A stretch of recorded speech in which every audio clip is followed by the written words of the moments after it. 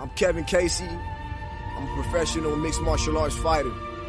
And right now, what I'm about to do is issue a warning out to all other competitors. I don't want overs. I just expect them to happen. Fatty's gonna fatty is real. Oh, give me fucking truth, baby! Come on! Let's go! How have I been this successful in life? What an intro. Greatest intro in all of podcasts, in all of history. We need to get Mr. Kevin Casey, King Kevin Casey, apt on this card. There's a fraud king on this card. We'll talk about it later. But we need to get him back on the horn, do a remix, a little new podcast intro. We'll see what we can get. We are live on the mma-analysis this week. Shaun, how you doing? It's just us. We're lonely. It's just the Canucks. They're in embargo. The King's right got to be on Cameo, right? Has to be. Like, might have to pool some money. Yep. We're taking all of the entries from our NCAA March Madness pool. And yeah. We're buying a new song from the King. We're ordering it off Cameo for the podcast. You're welcome. You can't complain. Are you watching the hoops? Are you betting the hoops? I have not had a chance to check out the hoops because it's playing games, right? Yesterday and today. Yeah. So I have not had a chance. Oilers game was last night. That took priority. Of course. Playoff as it usually does. And then we're recording the podcast, and I didn't really couldn't watch it while I was working today. So I usually get into it. It's the weekends are usually good. Except this weekend's kind of busy with 286 on London time, and Oilers are playing on Saturday afternoon. So it's when is this card airing for normal people on this continent? The prelims start at 1 Eastern. I love it. All right, let's do it. Yeah. I don't know if you love it, but yeah. It's 11 o'clock. That's a nice afternoon card. Yeah, that's perfect. We had a card last week. Didn't go so well. Again. I've lost a lot of money so far this year. Don't love it. So letting you know right now, we are postponing the consensus bet of the week until somebody on the podcast has a winning week. Just need one. We just need one person, one winning week, and we are back in the game. But we're on timeout until then. I even tried to cater my look prior to the podcast to some of the more notable mushes on Twitter and see if we can get some of the juju coming, because they're all winning right now. We should get. I mean, I feel like we were the precursor to what Sadiq is doing, and I love it. He's taking it to another level. He's almost as handsome as I am, but he would be a tremendous addition to the podcast. I just hate if he could just train with anybody else. That would be cool. He's gotta train with fucking Team Rape or Irvin, and I just he would be so much cooler. The breakdowns are awesome, but very enjoyable stuff.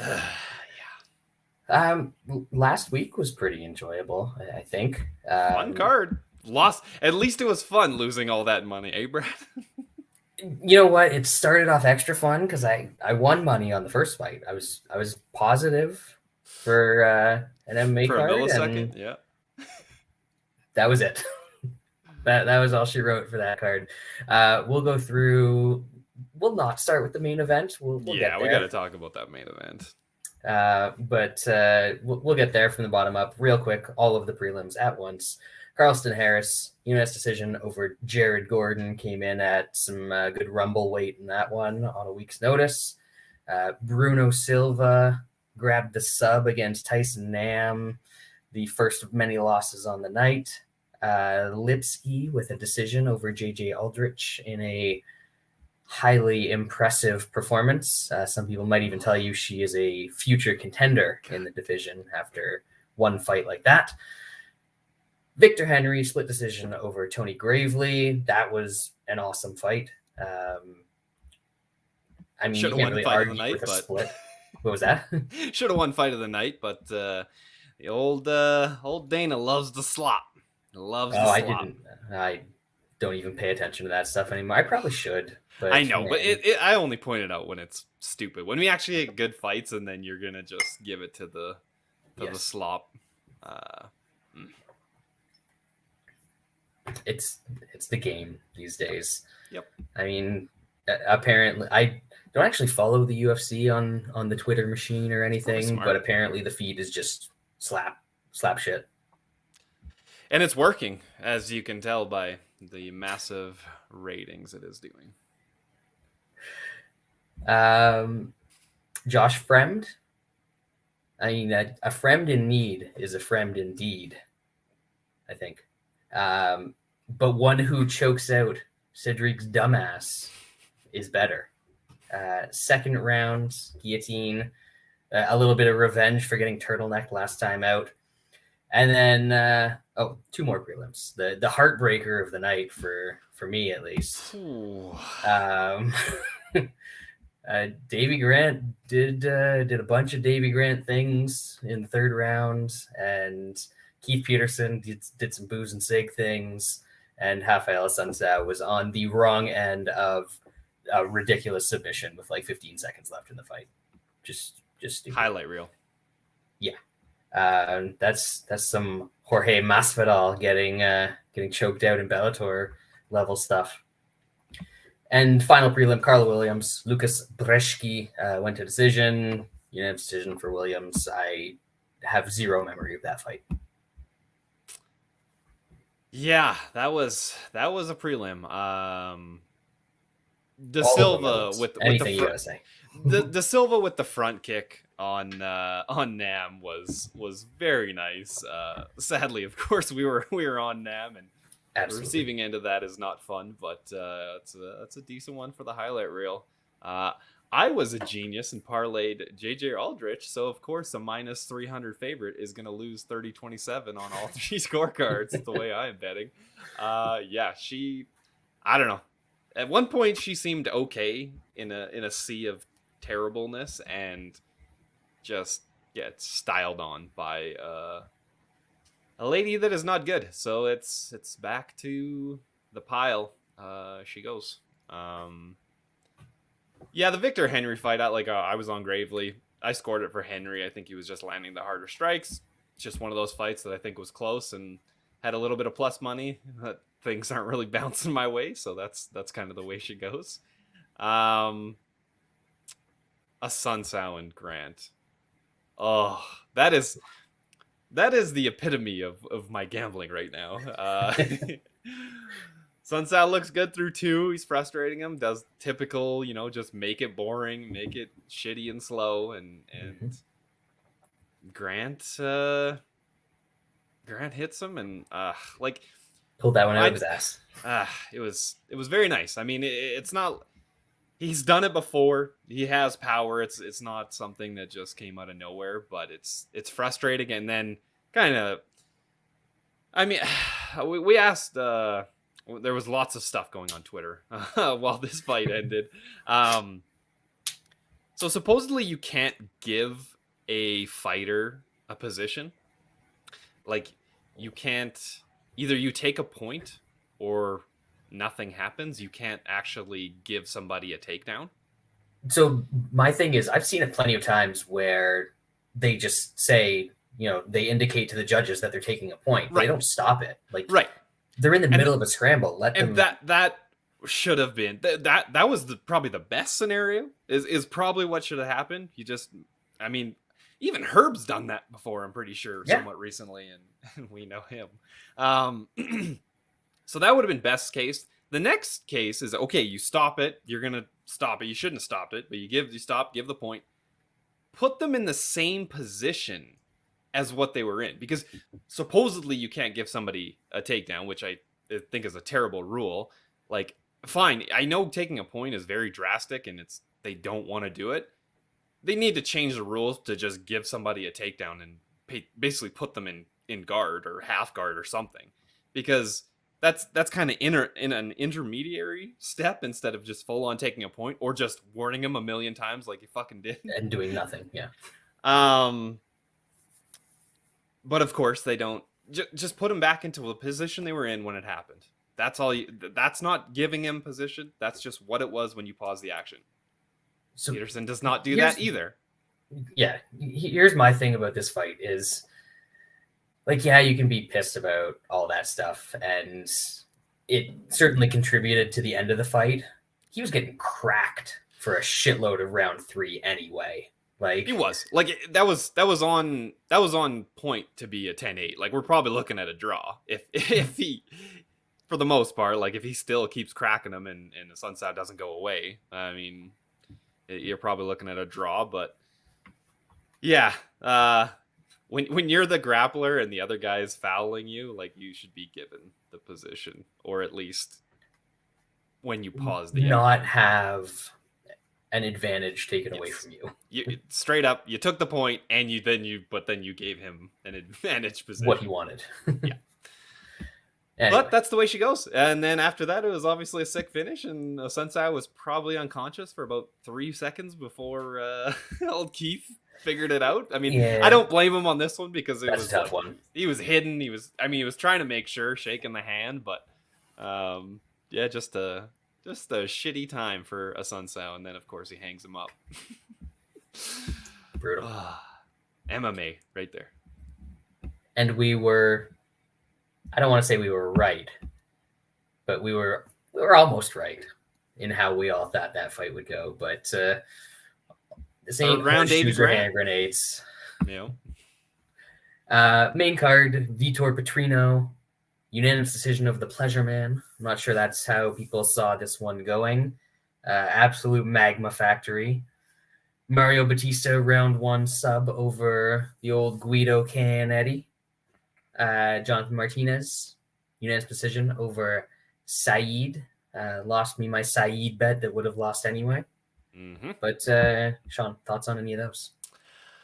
Yeah, that's the slop. Petrino versus Pleasureman was absolute slop.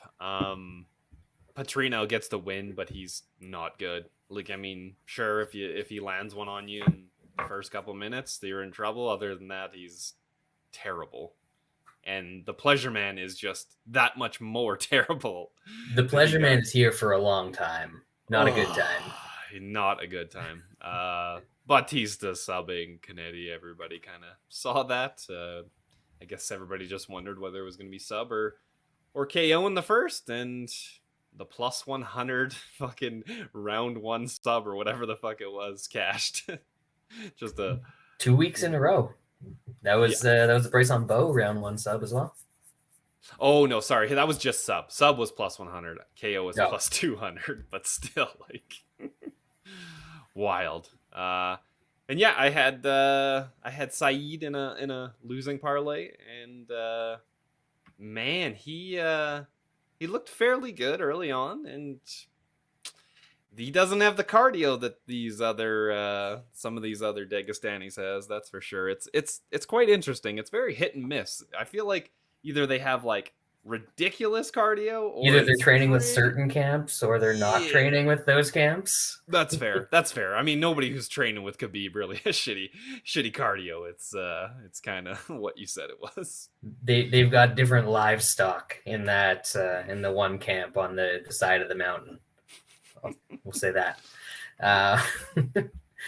And then top 3, Nikita Krylov, future 2023 light heavyweight champion, gets it done as easily as we all expected him to. Round 1 sub over Ryan Spann. Sure, that's a fight we could talk about for 12 seconds. Yeah, I mean, it was easy for him because Spann was like, "Yep, it's time to get asphyxiated." Just puts himself absolutely dove into. Hey, the what goes triangle. around comes around. Krylov when he fought Paul Craig, he was just trying to pay it forward, and now Ryan Spann's trying to pay it forward. So whatever triangle is for Ryan Spann in his next fight, Book it. smash it. I think it's MGM that does those ones. Actually, do they? They do like specific submission bets. Jesus. You need to move, man. Get a better province. I know, which is weird because we're like pro-capitalism, yet they don't want it here. But what can you do? Your freedoms are being trampled, Shaun. I know, and we Can't allow this. are the freedom capital of Canada, so it's kind of weird that we don't have it open like Ontario. But what can you do? Yeah, this was as expected, just chaos and stupidity for a couple minutes. Yeah. Co-main event. Another whiff for me. You guys, I think all got this one. I was the mush here on Romanov, but Volkov, as soon as Romanov fails on a takedown, it's over. It's over for him. I mean, when he shows up to the ring as the Blob, that also usually it's not going to end well usually. He trained cardio negative amounts in this fight camp. That was atrocious. Trained cardio for this one. He carved it up. Jesus Christ. Yeah, that was I wish they were all that easy. That was my one bet that I've won in 2 weeks on MMA.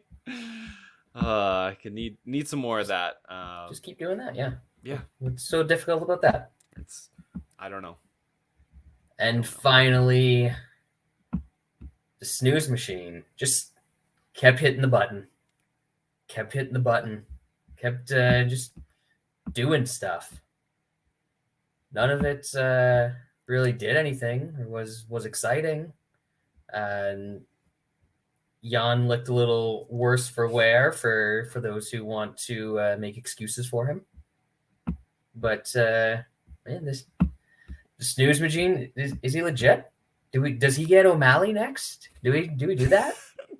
There's no way the UFC is that dumb to put O'Malley in there with him.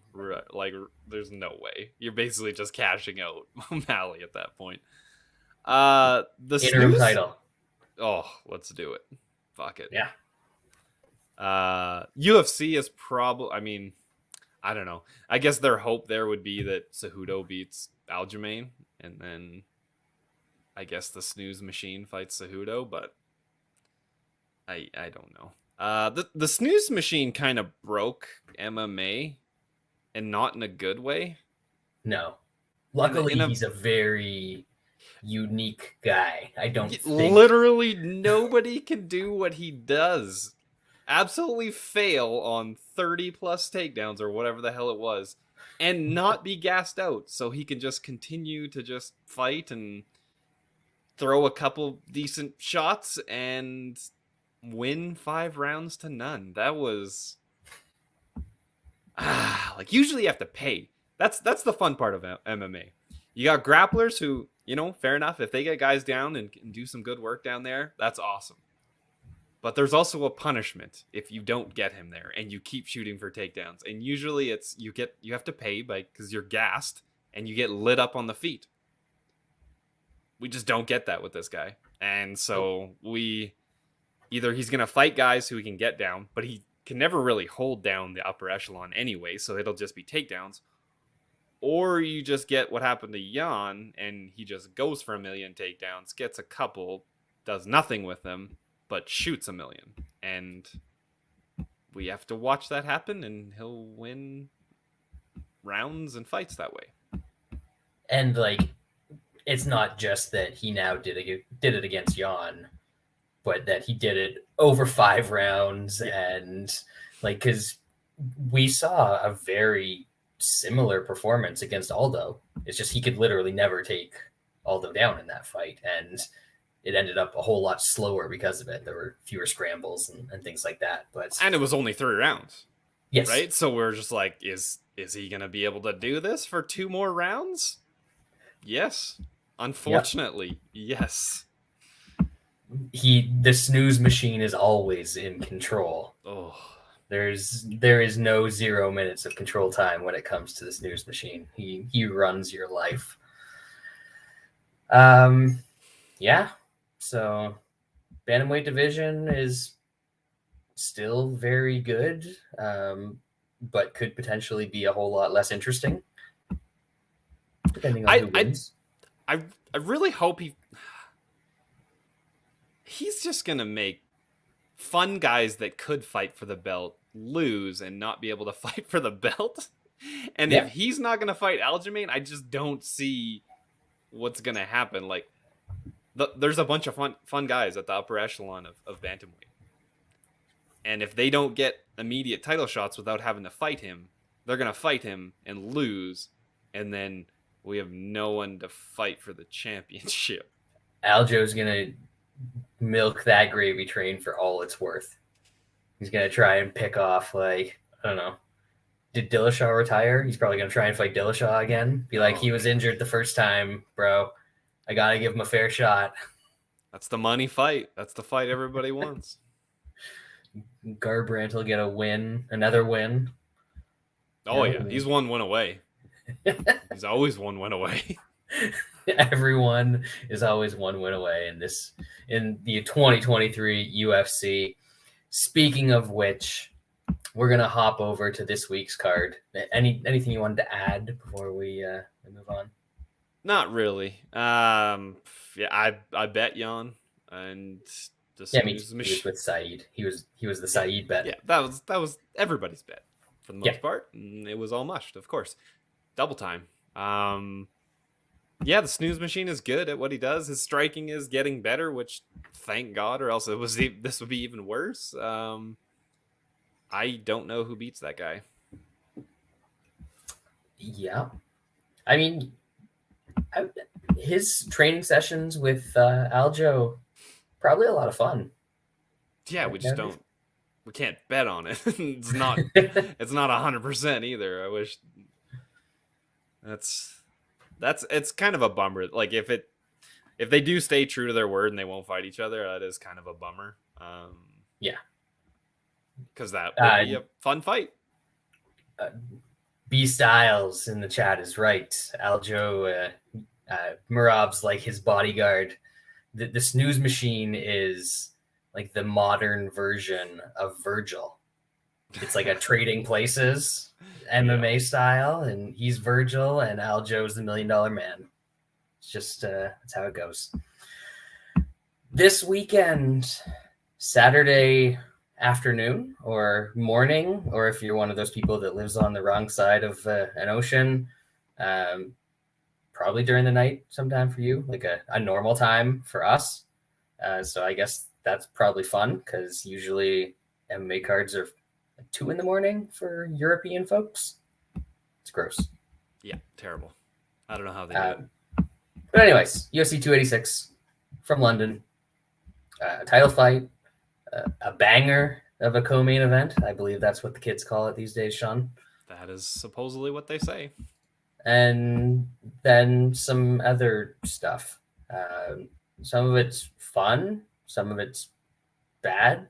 Some of it'll be like bad in a fun way. But there's a lot of it. So we're going to try and fly through this. I think I've got this right. Juliana Miller versus Veronica Hardy in the women's flyweight division. Who is Veronica Hardy? That's Veronica Macedo. But who is Veronica Macedo? It's another good question.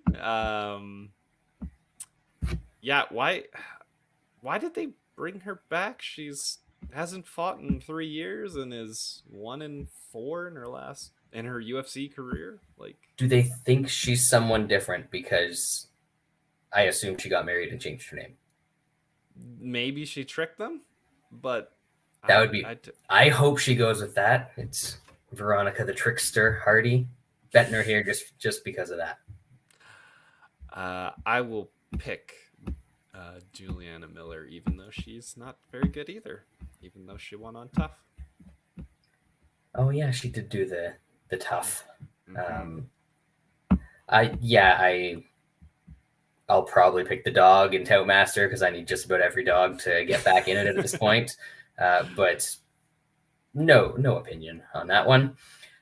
Next up in the lightweight division, we got Ludovic Klein taking on Jai Herbert. Herbert has the Black Country Banger. This is a banger. Wow, multiple bangers on this card, Shaun. Well, we are in London.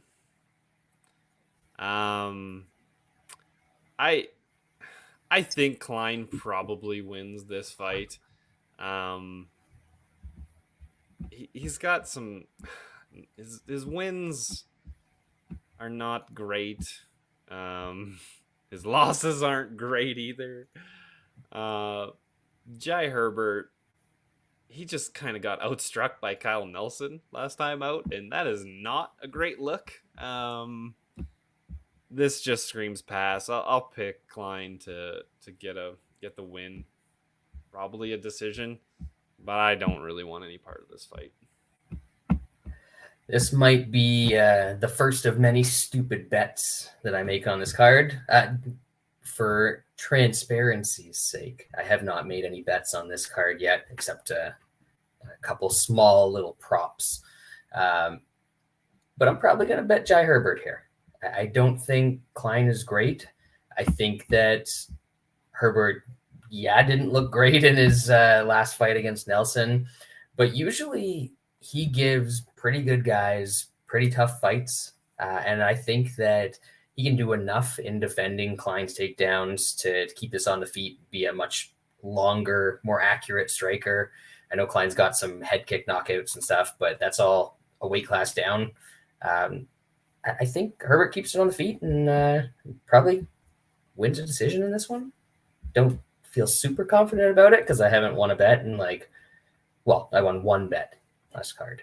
One out of way more than one. So hard to feel confident, but we're looking to get invested in Herbert around plus 160, plus 165. Women's flyweight division again. Luana Carolina, and man, now on the early prelims, used to be the darling of UK MMA, Joanne Redacted Wood. Does she still want to be fighting at this point, Shaun? Probably not.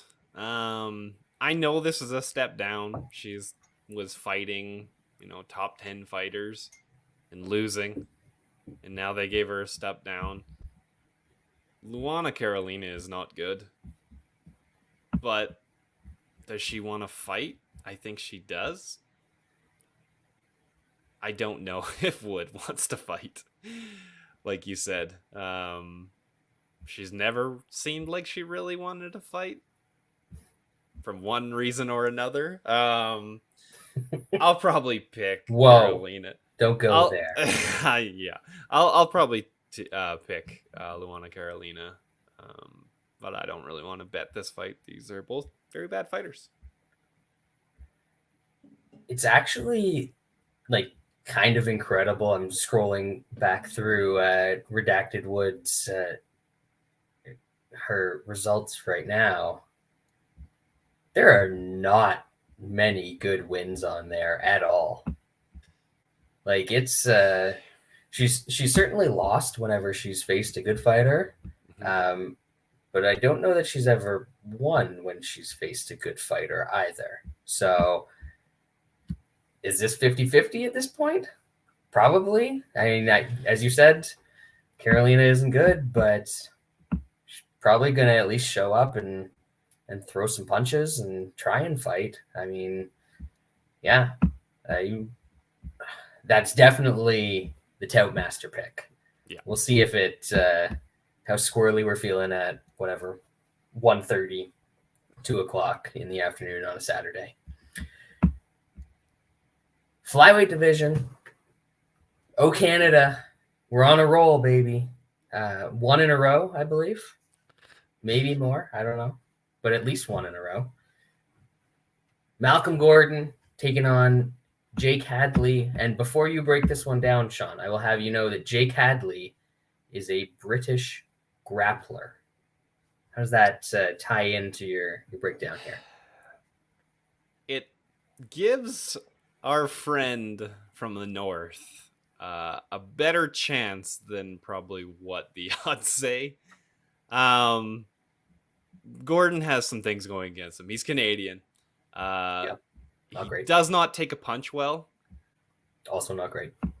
I don't know if he's going to have to take too many good punches, though, in this fight.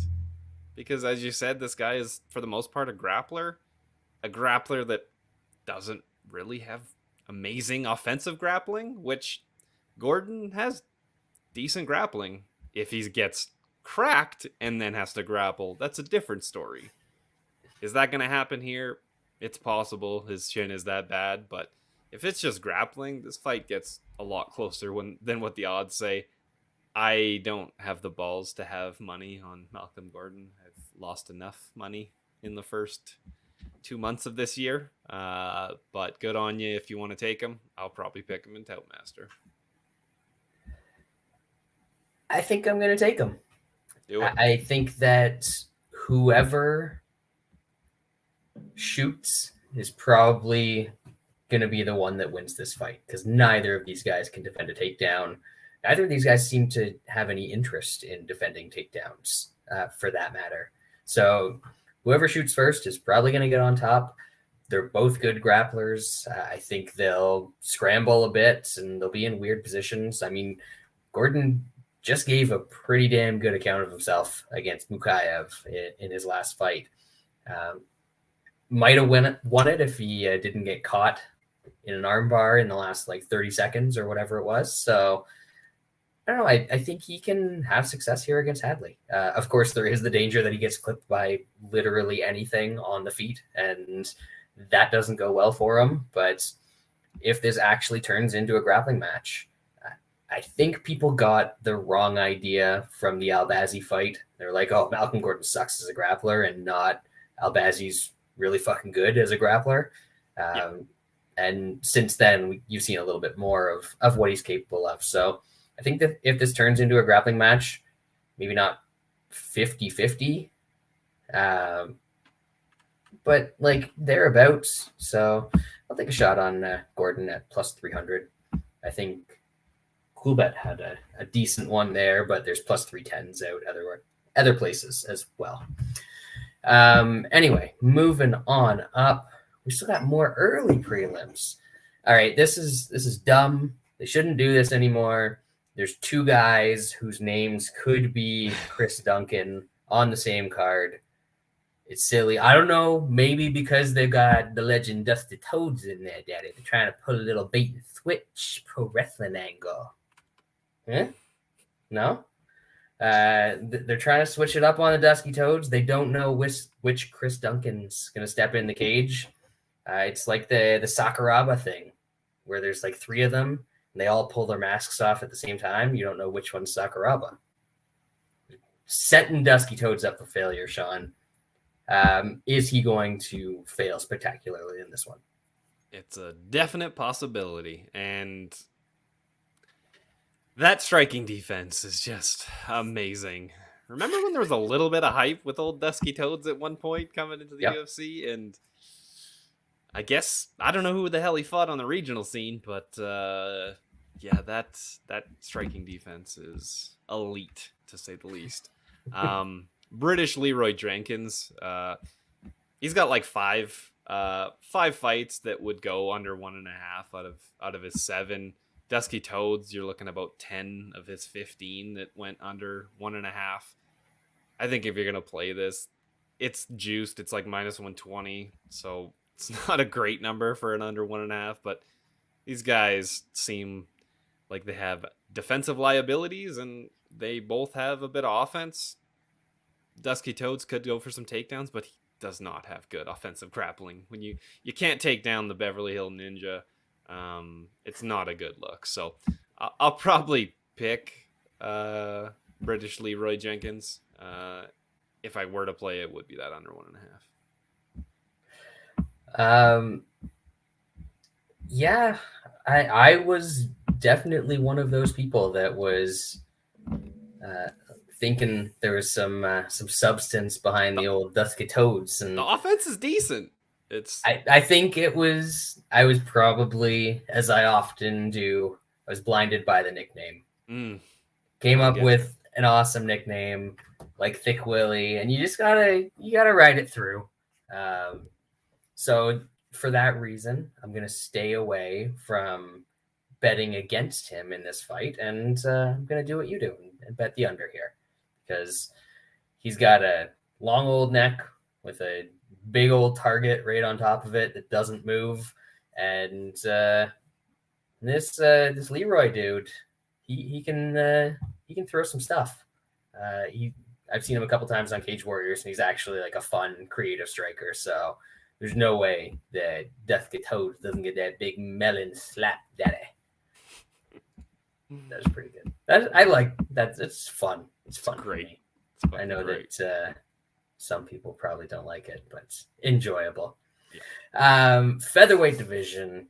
Another guy that I was once very high on, perhaps even picked him to be a breakout fighter of a year once upon a time, Lerone Murphy, or Leroy One Murphy, taking on Gabriel Santos. I don't know who Gabriel Santos is. I'll not gonna lie to you, Shaun. Yeah, I mean, he's a guy that's, fought a couple times on LFA against some decent guys from Brazil and got them out of there. If you just looked at the line, you probably think that Lerone Murphy why is he so low against a debuting fighter? There seems like there's a bit of hype behind Santos. Lerone Murphy's pretty damn good. His wins in the UFC are pretty solid. I think this is one where, if you feel that Santos is very, very good, maybe you're getting him at a good number, but just Lerone Murphy against a debuting fighter at, less than minus 200 is a bit surprising. I'll definitely pick Lerone Murphy. He might end up in a small parlay. Yeah, unless you think that the Santos kid is like the next Conor McGregor, the price feels really, really low. And even McGregor was, he ended up being a favorite against Brimage. He just opened as an underdog. Yeah.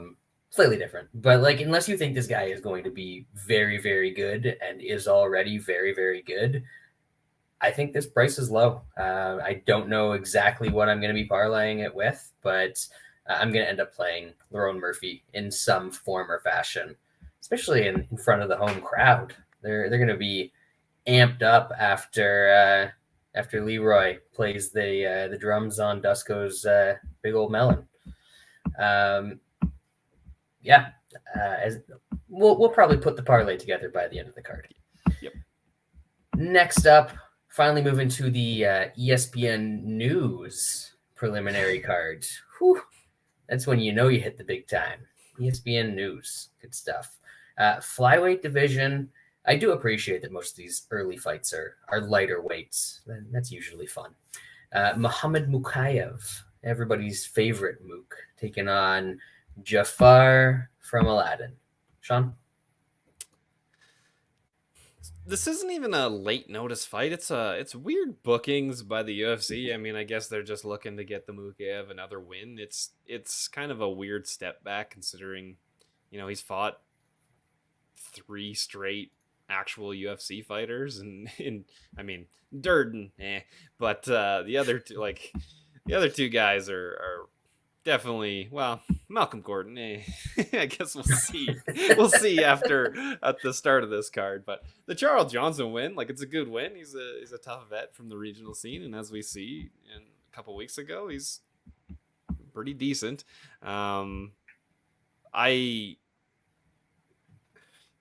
The number's wild. I would. Mokaev just has the wrestling to be that big of a favorite. As that big of a favorite, you would hope he'd be more of a finisher. We haven't really seen that. So it's a bit scary laying that juice. He's gonna win though on Saturday. Probably. I don't know. The more I look at this Jafel guy, There's something about him. It's looking weird. He's got muscles. There's veins everywhere. I don't know if there's magma coursing through those veins, but maybe he'll just do like the old man strength thing to. I know he's not old, but old compared to Mokaev. Maybe he'll do the old man strength thing to Mokaev in this one. Probably not, because he's Brazilian.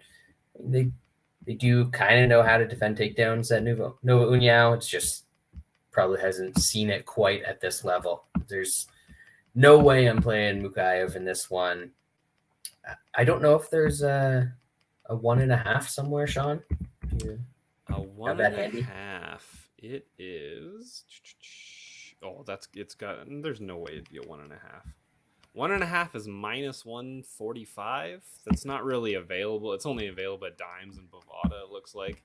2.5 is like plus 120. If that minus 1.5 holds and opens other places elsewhere, yeah, I think that's kind of the play on this one. I don't think that Mokaev is going to get him out of there early. We shall see. Maybe if that's a decent price, that's going with old Lerone Murphy. Lightweight division, Yanel Ashmoz is taking on Sam Patterson. Now, Shaun, Sam Patterson, I did my research into this one. Okay. He is a 6'3" lightweight who is British.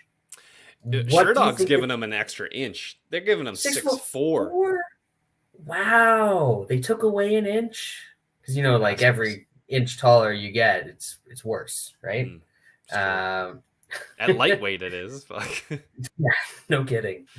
Yeah, that's not going to be great. Do you think he's ever defended a takedown in his life? Do you think he knows what wrestling is? I don't know, man. The British, they're coming. They're coming with the wrestling. Oh man, he got taken down 1 out of 2 times on the Contender Series, so it's not a great one. Yeah, I don't have really much here. This is a PFL guy taking on a Contender Series guy. You can miss me with that shit. Do you have any good insight into your brethren taking on the very tall English lightweight? He is from the homeland, motherland, but I don't know much about him. I'm not a PFL challengers watcher, so I haven't seen him fight Dennis Hughes or any of the dudes that he beat on the regional scene. I hope for the best for him. I want the best for him. I don't think people are very confident in Sam Patterson based on what I saw in Contender Series, but he's still hanging around like minus 300 in this, 270 to 300s. There's pretty decent range out there. I would not feel comfortable taking that bet. This is the rare fight where I'm actually probably just going to outright pass. Not the rare fight. There's many fights where I do that. And maybe pass watching. This might be one of the ones where I'm very busy early in the afternoon making dinner or something like that. Late in the afternoon at this point. Next up, lightweight division again. The other Chris Duncan. So I don't know. Does he cut off a couple limbs for middleweight and he drops down to lightweight? I don't know how this works, Shaun. He's taking on old man Omar Morales. What you got? This is more of a fade on Morales. I've actually backed him a decent amount in his UFC career, with some positives and some negatives. I just think he's getting old. At the lower weight classes, it does seem to fall off a cliff at some time. Chris Duncan does throw a lot. He gets hit a lot, so that's concerning.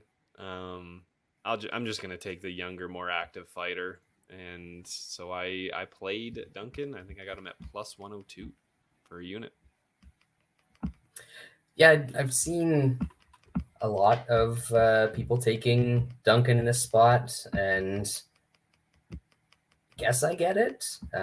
Morales is old, but he's not losing to terrible fighters. The Medic win or loss was obviously his worst, and got beat up pretty bad in that second round. But like losing to Giga and losing to JSP, there's not a lot of shame in either of those. So I'd rather have those losses on my record than when Chris Duncan got smoked by old Slava Cold Soup in the Contender Series. If this actually turns around and flips, I'll probably have a little bet on Morales if there's plus money there. But yeah, I can't see myself betting Chris Duncan in this spot, even against an old dude. We'll see. Final prelim. This should be a fun one. I really hope it turns into a grappling match, because as a striking bout, it'll kind of suck. But if it does, it'll be fun. Jack Shore, Makwan. What you got? Like you said, hopefully we got some grappling, because it's very ugly if it's going to be a striking fight. But yeah, it's Jack Shore's coming up in weight. For the most part throughout his career, especially in the UFC, he's been a 35er. I know he's fought at 45 earlier in his career, but is going up in weight. Amirkhani has got a couple minutes. That's what he's got.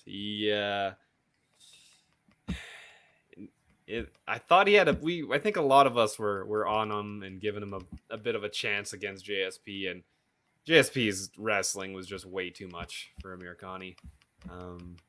Is that going to be the case here? I don't know. Like, if this becomes a grappling fight, Amirkhani's good, as long as he's just not getting absolutely pounded on, and just the other guy has to have a really good top game like JSP. Does Jack Shore have that? He might. I don't know. So this is another one. It's a very wide line. This should be a decent test for Jack Shore. Plus 390.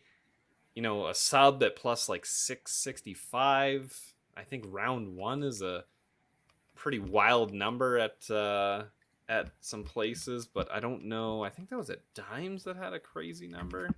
No, it was something else. I can't remember now, but yeah, it was plus 700 at Bet Online. It's still like plus 650. There's probably higher than that out there somewhere. They're low on that stuff. For some reason, I don't know. On the tracking sites, there's not that many places that have props on this fight for some reason. So him in round one sub. It might be worth a dart just to see if Jack Shore can compete at this level at 45, and whether his grappling is going to be that much better than Amirkhani's. I'll pick Jack Shore to win, but who knows if I'll need a dart. This might end up being a retroactive Munich. I haven't had a chance to talk to Lance yet, but Finland.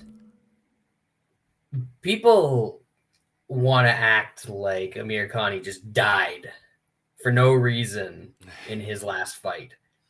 That dude went absolutely balls out in one of the most fun, like, wrestling scrambling rounds that MMA had all of last year, and put JSP in some bad spots. And not a lot of people can do that. It's just that JSP kept scrambling, and finally Amirkhani started to slow down, and then he get a dominant position, and then obviously second round just takes over. But most dudes wouldn't be able to do that. I don't think Jack Shore can do that. I think that the initial takedown, setting up dominant position, is going to come a lot easier to Amirkhani in the first round. And then I think he might be able to have enough gas where he either finds that sub or he's able to get another takedown in the second round. This is a much smaller dude that he's fighting this time. So I wouldn't be shocked if he can win a couple rounds, pull out a decision. Shore's not the greatest finisher in the world. He usually relies on finishing a lot of not great competition later in fights. And it's not like Amirkhani just folds. It takes a decent amount of pressure to get that dude out of there. So I'm taking Finland. It's the amount has not been determined yet. Probably just going to end up being a unit, but this is the one, Shaun. This is either this one or Gordon or probably some other dumb dog that I'm going to take. But one of them is going to be the one. They got it. Finally, we're due. Yep. Main card, we made it. I feel like we got through that pretty quick. Oh yeah, we made some easy work of it, as they say. Middleweight division. The meatball, Marvin Vettori, taking on Mr. Doolittle himself, Roman Dolidze. Dumbest combined fighters of all time? Question mark? It's up there or down there, depending on how you want to look at it. Yeah, this is. I'm sure they're very thankful that they can get paid to do what they do, because it might be a struggle if they didn't have that. Dr. Doolittle has cost me some money recently. There is a bit of hype behind this dude, and like I understand why. Like, he is finishing guys. You're gonna get hyped up. He's finished 4 straight guys in stupid ways, in very dumb ways. Or sorry, 3 straight guys. In hindsight, the wins are not great. And I mean, I know you can do that with lots of guys, but like Jack Hermanson was lighting him up on the feet. If he doesn't take him down, Hermanson likely wins that fight with just a 3-round boring striking decision. Vettori has an absolute blockhead and doesn't seem like he can be rocked. He also has very good wrestling / grinding / grappling. Like, he's been taken down only a couple times and there's barely any ground control. So if somehow if Doolittle can get him down, I think Vettori's going to pop back up. Vettori is probably going to be able to grind on him and probably outstrike him and win a decision. But Doolittle might do something stupid and cost me more money. I mean, that's how things have been going. I haven't played Vettori yet.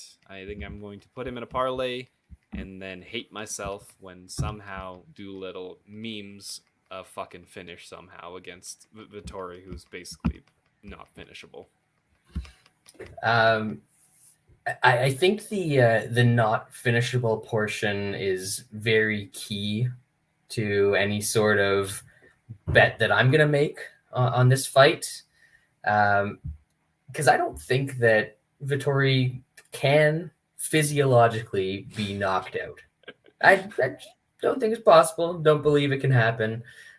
So for that reason, it narrows it down for you. You don't have to worry about taking a minus 200. You don't have to worry about taking a plus 200. You just take Doolittle by submission. A plus 900. It's out there. He's going to do some stupid leg lock thing. He did like the weird, not good knee bar against Hawes that just like snapped his leg in half. Then he did the calf slicer sweep thing that wasn't really a calf slicer against Hermanson. Got on top and bashed his head in as well. So he just does weird grappling things. And I think at some point, Vettori is going to shoot on him and they're going to get into a weird leg locky scramble. And he's going to, like, I don't know, rip his toenail off or something like that. It's going to be something weird, as it always is. Something with leg locks. That's how you can get these guys that are grindy grapplers that seem to have good sub defense, is with the stuff that they don't usually get thrown at them. So I'm actually going to throw a little bit on Doolittle by sub plus 900. Jesus. Yep. Getting dumb with it. There we go. Women's flyweight division. Like I don't know why this is on the main card. I guess they're higher ranked than most of the people on the card, but Jennifer Maia, she was probably a former title contender. I don't know. I don't remember. Taking on Casey O'Neill, the fraud king Casey. We need to help. So further to the new intro song, we need to raise money for King Casey so that he can trademark the nickname and make the fraud King Casey change her nickname. What do you think? Yeah, I'm very against her stealing that nickname. It's fucked up. Like, I know she's from down under, but copyright still exists across the world. It just doesn't exist in China. She's not in China. I always get confused because, like, she's got the Scottish flag, but she's from, like, she fights out of Australia, and she's, like, from Australia. Like, she grew up there. She's not actually Scottish. She's no Paul Craig. Who knows? Jennifer Maia fought Shevchenko. That was the one where basically one of Shevchenko's holes finally got showed. And Maia took her down and unlaid on her for a couple rounds. Casey O'Neill is the better fighter here. She's going to throw a bunch of volume. I don't think Jennifer Maia is that good. Could she lay on Casey O'Neill and win a round or two? It's possible because Modafari got her down. Didn't get too much top control. Other people have taken her down, but I don't know. She's just not that good. And that's quality work. What's that? I said I appreciate you stalling while I was getting my beer. That was excellent work. Hard for this amazing matchup. Yeah, I don't care too much about this. I think O'Neill wins. I don't really want to bet her for multiple reasons, including the fraud nickname. But I'll pick her in Toastmaster. Yeah, I think she wins. She's younger, does more stuff. Maia's good at not getting like hurt. What's the this decision prop here for O'Neill? Oof. Yeah, you might as well get paid if you're going to have to endure this. O'Neill by decision is plus 125 across the board. Oh, yeah, no, not enough. Yeah. O'Neill. Not hugely invested in this one. I don't hate her as a parlay piece, but not generally the type of fight that I would really look to parlay. Welterweight division. This main card is not good. Gunnar Nelson, the adopted Irish Icelandic man. Icelandic, Norwegian, Icelandic, I think. Oh yeah, he's from Iceland. Yeah. I guess they just stopped reading at the I and were like, it's basically the same. You can go to Ireland. Well, I guess one letter, really. Yeah. Could be confusing. There was probably a misspelling, and he ended up in the wrong country somewhere along the way, and that's just how he kind of learned to teach Conor McGregor how to grapple, because it wasn't Kavanaugh. He's taken on Brian Barberena. This is probably going to go like a lot of Brian Barberena's fights recently, where he walks forward and then gets taken down. Right, Shaun? I think so. Hopefully Gunner's got his shit together. I know he hasn't fought in a year, and before that was like 2.5 years. So not the most active fighter during the pandemic. He's still decent. Like he's definitely levels above Barberena. He can implement a lot of the same things that RDA did last time out and get him out of there. I think he does. Hopefully Gunner doesn't get hit too much, because that chin is becoming a little more of a liability than it kind of ever had. But I think the grappling advantage is going to be huge here. Hopefully Gunner doesn't fuck around. He just shoots a takedown, gets him down, grinds on him, sinks a sub, and it's over. I got a slow moving number on old Gunner and put him in a 1-unit parlay. Oh, that's fun. What did you get? I got him at, it was like minus, let's look at the old tracked locations. Minus 345. I guess the numbers actually come down on him. Like it was getting wider. Yeah, I know that 365 had minus 333 up until a couple days ago. Yeah. And yeah, Lou, all Canadian this week. Our American friends, they hide from their losses. We embrace them out in the open, men of character, if you will. But yeah, Gunner's going to do what RDA did here. Anytime he feels the slightest bit of trouble, he's going to get a takedown. I just think with Gunner, there's going to be a lot more like poking around on the outside and that sort of stuff before he ever thinks about shooting a takedown. And once he gets a takedown, there's no urgency. He's turning into one of the shot clock backpack crew. So kind of tempted to look at Gunner by decision. I saw a couple spots out there that had like plus 280, plus 285. That's not too bad, considering that it's not like Barberena is the easiest guy in the world to finish. So I know that Gunner's very tentative at times. So I'm going to put a little bit on that decision prop. And I did grab some of the Gunner at Bet 365 at the better price, but that's fraud shit. So not going to throw that on the actual bets. Co-main event, lightweight division, second banger. This isn't a Black Country banger. This is like a U.S. hick versus a Russian. No, a Kyrgyzstan. Where's he from? Yes, it is. It's not Kyrgyzstan. Yeah, That's Shevchenko.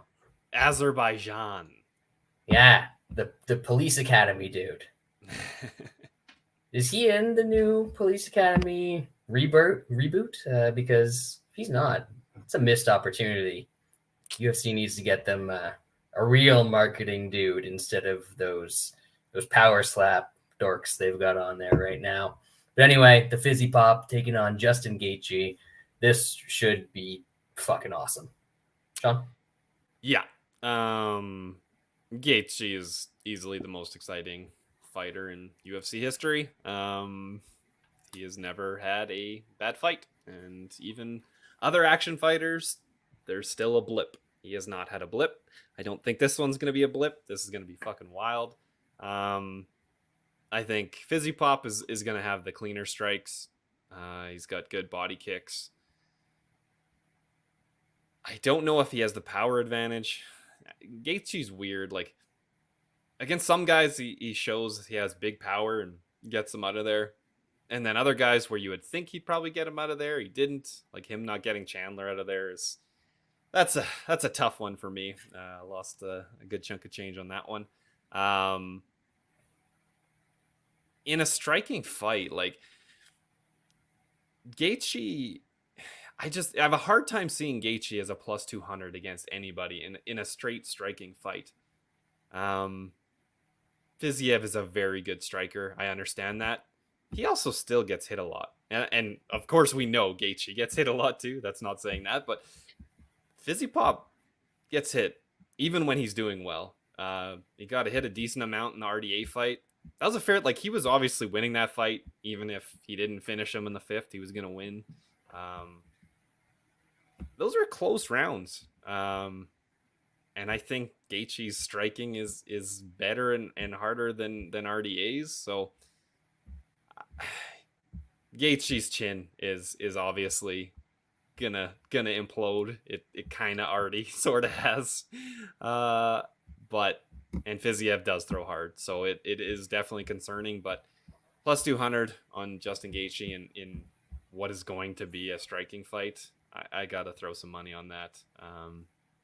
Fiziev has impressed, showed pretty good cardio. I don't think that's gonna matter too much because it's only a 3-rounder. But the pace that Gaethje is gonna put on, it might get tested a bit, but this should be fun.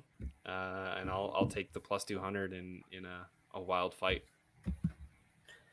Yeah, I've bet against Fizzy Pop a few times. I bet on RDA. I bet on Bobby Green when people said that was a crazy one. Yep. There's been a couple where I've gone against him, but that man has earned my respect at this point.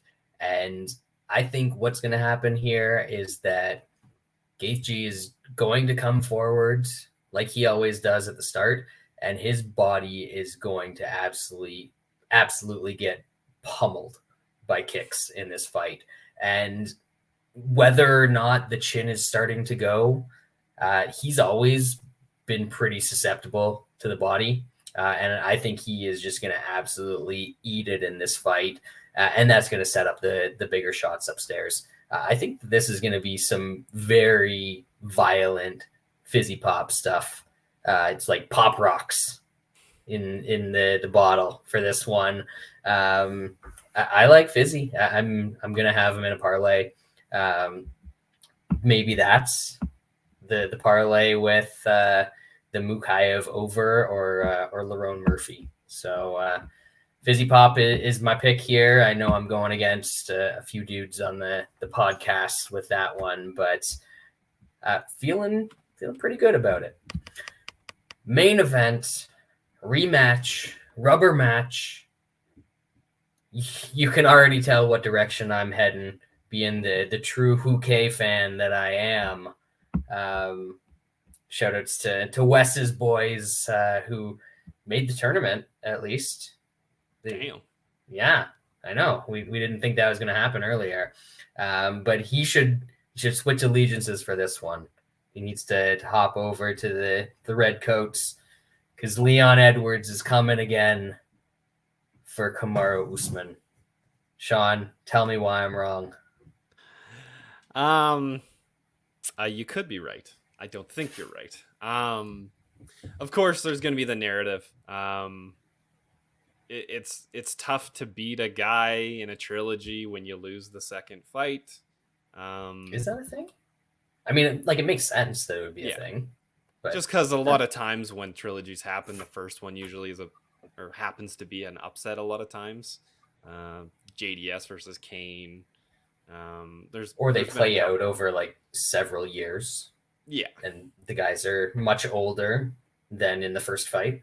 Yeah. Like in this case, potentially. Potentially. I know Usman is turning 37 right away. For the most part, I know he has bad knees, but he doesn't. He's turning 37, but his knees are only like 3 and 5. So that's good.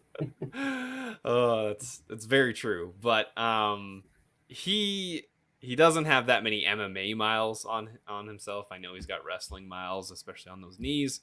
To me, I think he's going to be very motivated. Where have we heard this before? Ooh, motivated. This one's at sea level, so he's sea level. Usman is going to have the. But he wasn't the one that gassed last time. I'm aware of that, Brad. But just follow me here. So he's going to have even more gas in the tank, and he's not going to, only half-ass it like he did the last time. Edwards is good. I just think that Usman is a lot better. Shit can happen in MMA. I know there's that narrative about Usman coming back old and lost a title after having it forever. I think he's a guy that does care about his legacy. He's also a fairly intelligent fighter for the most part. So I expect him to come and make this look more like the first fight. I know he did a bit of grappling and tried, but I really expect him to be able to implement that better this time and not get taken down in the first round and laid on and lose the first. So I like Usman. I think he kind of proves a point here that the last one was a bit of a fluke, even though it's not fluky for him to throw that strike, obviously. I got Usman in that Nelson parlay between them, -120 for a unit. Going the other way. I feel like I did get lucky on who plus 300 or whatever it was the first time around. But I also think that he was able to have some success in that fight that I think can be replicated here. I didn't think that Usman would be able to dominate him in the clinch, and he didn't. His takedowns were when Edwards got tired and literally stopped reacting to takedown attempts. He was able to just get like hideous shots. But when they actually tied up in the clinch, then it was much more even. Obviously had some success in the first round, actually getting Usman down. And then it waned as the rest of the fight went until the fifth round. But we've seen that he can win a round. I think he can win multiple rounds against Usman. And we've also seen that he can hurt Usman. So I'll take those two paths to victory. I think he's going to look better in this fight in front of a home crowd. You know, I guess the elevation was probably a bit of a factor in their second fight. It seemed like everybody on that card was absolutely dying more than usual.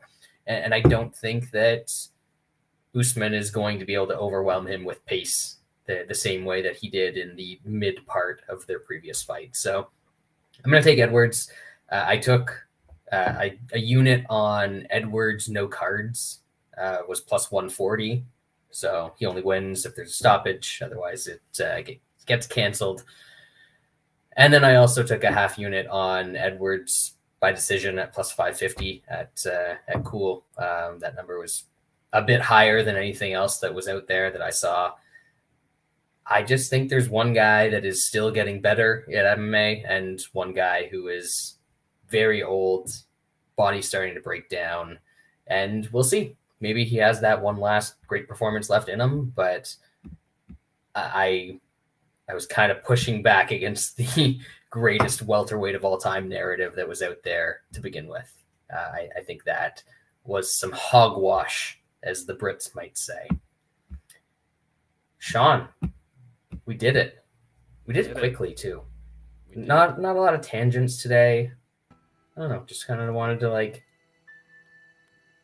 not yet. Dive through. Oh, that's fine. No, it's okay. I mean, we could end it right now. No, it's not. What do we have to talk about? Next week's main event should be a banger. What's that? Vera versus Sandhagen. Oh, yeah. That's in San Diego or something, right? San Antone. Whatever. Same thing. Very different thing. Yes. It's the Alamo. The Alamo. The last stand or whatever. No. It's no what is it? Where did the Hidalgo. Hidalgo. That's where the theme song comes from, yes. folks. Yeah, let's take a quick peek at that one. Not that I know what any of the lines are. Well, I scrolled past the main event, and I'll take a look at that later. We don't need that many. Hey, at least it's not a 5-round Holly Holm fight on that card. So you got to count your blessings. Little wins. You know, you gotta pay respects where they're due. But yeah, very quick show this week. We're gonna get out of there. No Munich yet. Lance and I will discuss after the show. But that's gonna do it for this week's edition of the MMA Analysis. We'll be back with you next week, folks.